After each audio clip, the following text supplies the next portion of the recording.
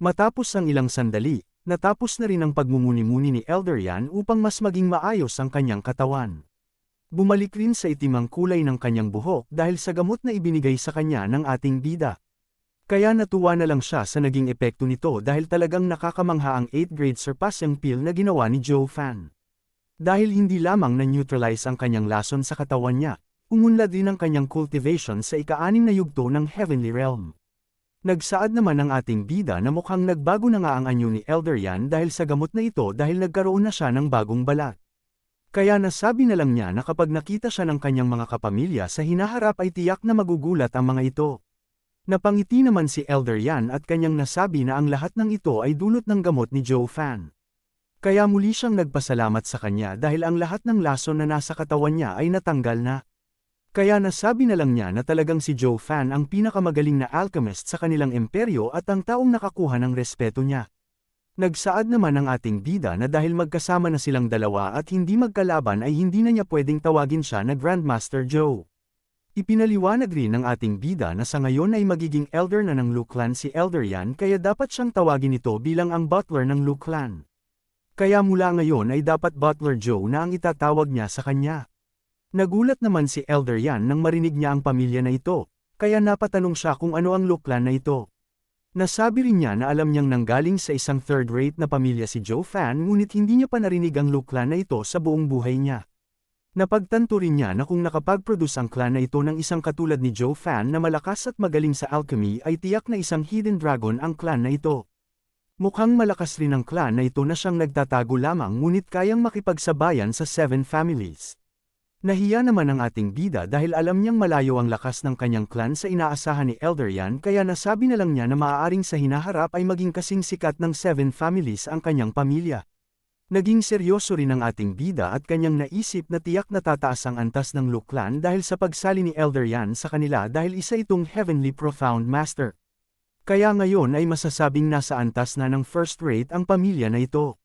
Nasabi rin niya na kahit mahina pa ang kanyang cultivation ay hindi pa rin siya matatakot na magnakaw ng mga bagay na makakatulong sa kanilang pag-unlad. Kaya nasabi na lang niya na kailangan na niyang simulan ang susunod niyang plano. Nagsaad din siya sa matanda na ipinapangako niya na ang kanilang Lu Clan ang pinakamahusay na pamilya sa buong imperyo nila. Nilinaw rin niya na hindi lang ito ang isa sa pinakamalakas dahil ito ang pinakamalakas na pamilya ng kanilang imperyo. Namangha naman ang elder dahil napakayabang na salita ang sinabi ng batang ito, kahit na ang Regent State ay hindi nito masasabi na sila ang pinakamalakas na pamilya sa kanilang imperyo. Ngunit habang tinitingnan niya si Joe Fan ay napansin niya na mukhang hindi rin ito nagbibiro. Kaya nasabi niya na talagang pabor sa kanya ang mundo dahil magkakaroon siya ng pagkakataon na maging parte sa pamilya na ganito kalakas. Kaya nagtanong na lang siya sa ating bida kung kailan sila babalik sa kanilang clan upang makita rin niya ito. Nagsaad naman ng ating bida na hindi nila kailangang magmadali na bumalik sa kanilang. Nagsaad rin siya na pagdating ng tamang panahon ay makikita rin niya ito. Ngunit ngayon ay kailangan muna niyang sumama sa kanya dahil may misyon pa siyang nais gawin. Ngunit sa isipan ng ating bida na alam niyang madidismaya lamang si Elder Yan kapag nalaman niya ang totoong estado ng Lu Clan kaya hindi muna sila babalik doon. Sumang-ayon naman dito si Elder Yan at kanyang sinabi na kung ganoon ay susundin niya kung ano ang nais ni Joe Fan. Ngunit ipinaliwanag rin niya na isang malaking gulo ang kanyang ginawa sa Huayu Tower kaya nagtanong na lang ito kung hindi ba siya natatakot na baka maapektuhan ang kanilang clan. Ngunit nasabi rin ni Elder Yan na walang kwenta naman ito dahil alam niyang hindi matatakot ang isang malakas na pamilya tulad ng Lu Clan sa Regent State. Nagsaad naman ang ating bida na hindi nila kailangang matakot dahil hindi naman maaaring pumasok ang 7 noble families sa kanilang lungsod dahil sa utos ng emperador. Tumawa naman ng malakas si Elder Yan nang mapagtanto niya na ang dahilan pala ng verdict na ito mula sa emperador ay ang kanilang Lu Clan. Kaya nasabi na lang niya na talagang hindi nila kailangan na mag-alala dahil kahit na umatake man ang Regent State ay sila rin ang mapapahamak kapag kinalaban nila ang Lu Clan. Nasabi rin niya na nais talaga niyang makita ang mukha ng pagkatalo ng mga elder sa Regent State. Nagtaka naman si Joe Fan nang marinig niya ito kaya napatanong na lang siya kung sigurado ba si Elder Yan na pupunta ang Regent State sa lugar ng Wingay City kahit na nagkaroon na ng utos mula sa emperador na hindi sila pwedeng pumunta doon. Nagsaad naman ng elder na mukhang talagang matagal nang nakatago ang Lu Clan dahil hindi nila alam ito. Ipinaliwanag niya na sa kasaysayan ng kanilang imperyo ay maraming utos na ang ibinigay ng emperador sa 7 pamilya. Ngunit may mga pagkakataon na hindi ito sinusunod ng mga pamilya at pinalalabas lamang nila itong aksidenteng hindi nasunod. Nabahala naman si Joe Fan nang marinig niya ito dahil ibig sabihin lamang nito na sinusubukan ng 7 pamilya ang hangganan ng pasensya ng imperial pamilya sa kanila. Ngumiti naman si Elder Yan at kanyang nasabi na talagang matalino si Joe Fan dahil naintindihan niya agad ito. Kaya ipinaliwanag niya na tama ang sinabi nito na sinusubukan ng 7 pamilya ang hangganan ng pagpaparaya sa kanila ng imperial family. Ipinaalam rin niya na sa mga nakaraang taon ay mas nagiging madalas ang pagsubok ng 7 pamilya sa salita ng emperador. Lumabas naman ang pawis sa mukha ng ating bida at tinanong niya si Elder Yan kung ano ang mga naging reaksyon ng imperial family sa mga paglabag na ginawa ng 7 families sa utos niya. Seryosong sinagot naman ito ni Elder Yan na hinahayaan lamang ito ng imperial family.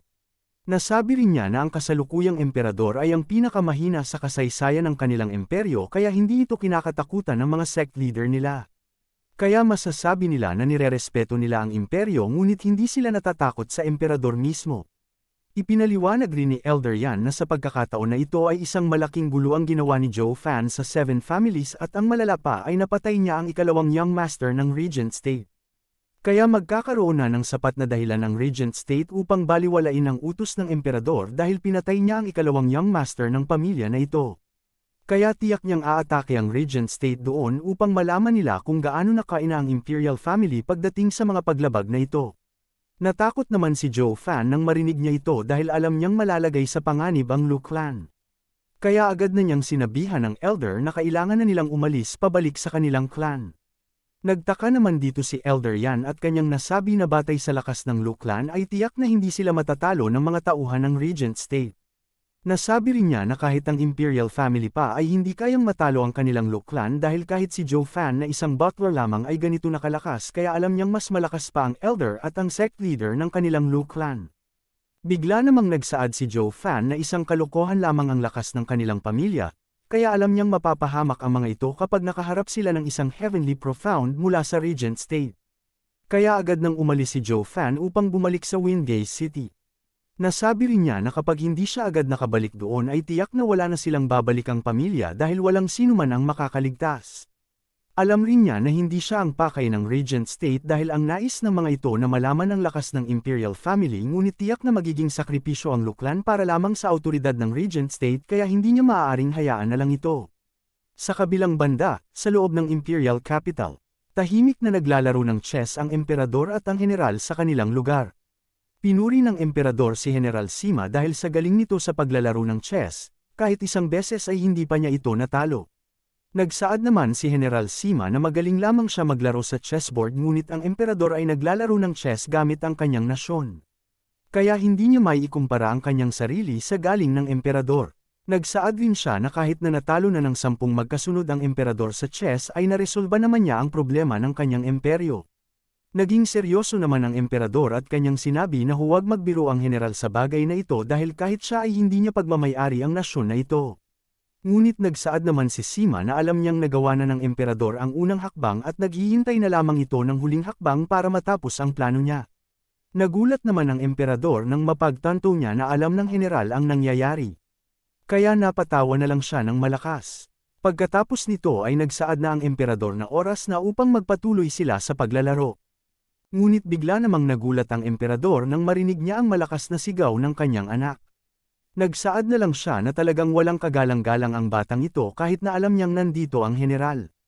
Tumawa naman ang general at kanyang sinabi na wala lamang sa kanya ito dahil napaghandaan na niya na maaari itong mangyari. Nagsaad rin siya na kahit anong gawin na pagmamadali ng ikatlong prinsipe ay hindi niya magugulo ang kanilang chessboard dahil gawa ito sa itim na bakal. Natuwa naman ang emperador nang marinig niya ito dahil ayaw na niya ulit maulit na magulo ng anak niya ang kanilang laro tulad noon. Ngunit bago pa man makalapit ang ikatlong prinsipe sa kanila ay bigla naman itong natalisad sa daan kaya bumagsak ito sa mesa kung saan nakalagay ang kanilang chessboard. Nainis naman ang general dito kaya nagsaad siya na talagang kakaiba ang ikatlong prinsipe dahil siya lamang ang nakatama sa kanya sa loob ng maraming taon. Galit na sinabihan naman ng emperador ang kanyang anak na ilang beses na niyang sinabihan ito na palagi itong mag-ingat at maging kalmado dahil isa siyang prinsipe ng kanilang imperyo. Kaya galit na galit niyang tinanong ito kung ano ang dahilan ng kanyang pagmamadali. Agad naman na humingi ng tawad si Kong at kanyang sinabi na mayroon lamang siyang malaking balita na kailangan na ipaalam sa kanya. Agad naman na tinanong ng emperador kung ano ang malaking balita na ito. Sinabi rin niya na ang kanilang imperyo ay naging mapayapa na sa loob ng maraming daang taon kaya maliban sa pagkamatay ng 7th Ghost ng Yuming Valley ay ano pa ang maaaring malaking pangyayari ang sasabihin niya. Ipinangako naman ni Kong na ang balita na nais niyang sabihin ay mas malaki pa sa balita na nalaman niya 2 buwan na ang nakakaraan. Nagtanong naman ang emperador kung sino na naman ang namatay ngayon. Agad naman na sinabi ni Kong na ang namatay ay ang elder ng Merry Woods, si Lin Zetian. Nagsaad naman ang emperador na hindi importante ang tao na ito kaya kung namatay man ito ay wala na silang pakialam pa dito. Ngunit tinanong rin niya kung sino ang pumatay sa elder na ito. Seryosong sinabi naman ni Kong na ang pumatay sa kanya ay ang butler ng Lu clan na si Zhou Fan. Nagulat naman ang emperador na ito dahil narinig na naman niya ang pangalan na ito. Nagsaad rin ng emperador na talagang marunong gumawa ng matinding gulo ang bata na ito dahil matapos nitong galitin ng Yuming Valley ay ginawa na naman niya ito sa isang elder ng Merry Woods.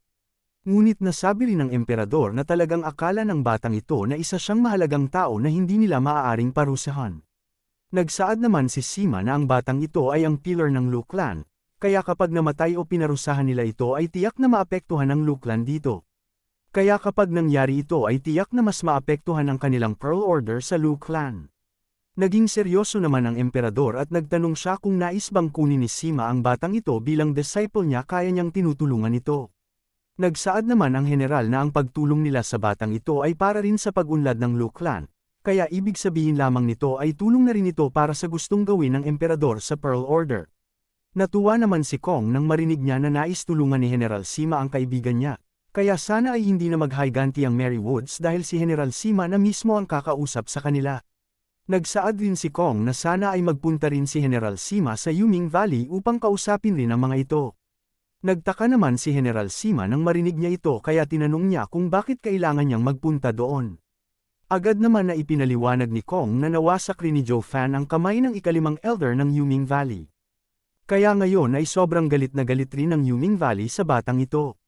Mas lalong nagulat naman ang emperador at si Sima dahil hindi nila inaasahan ito. Kahit na si Sima ay napatanong kung paano naging posible na nagawa ito ni Zhou Fan sa ikalimang elder ng Yuming Valley. Alam niya rin na ang lakas ng ikalimang elder ay kasing pareho ng devastating gold dragon ng Qianlong Pavilion, kaya ibig sabihin nito ay talagang malakas ang elder at isa rin itong body cultivator. Kaya hindi niya inaasahan na makakayang matalo ni Zhou Fan ang elder na ito. Nasabi rin niya kung bakit hinayaan lang ng elder na kunin ng isang hindi kilalang bata ang kamay niya. Nagsaad naman si Kong na walang sino man sa kanilang imperyo ang hindi alam kung sino ang Zhou Fan na ito. Dagdag pa niya na maraming tao rin ang tumatawag sa batang ito na Demon Archon Zhou Fan, ang taong nagsagawa ng malaking gulo sa 100 Pil meeting habang kinakalaban niya ang 7 elder at ang malala pa ay nanalo ito. Ipinaalam rin ni Kong na sa panig ng 7 noble families ay 3 ang namatay at 1 ang napinsala. Kaya ngayon ay talagang nagiging katatawanan ang 7 pamilya sa kanilang imperyo.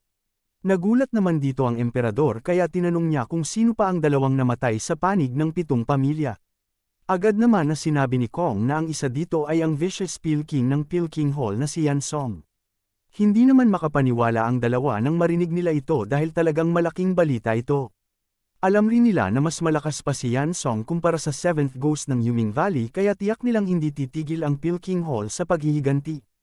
Kaya nasabi na lang ng emperador na talagang malaking gulo ang ginawa ngayon ng batang ito. Nagsaad rin siya na kung sa tingin ba ni Zhou Fan na maaari na niyang gawin ang kahit anong gusto niya dahil pinuprotektahan nila ang Lu clan.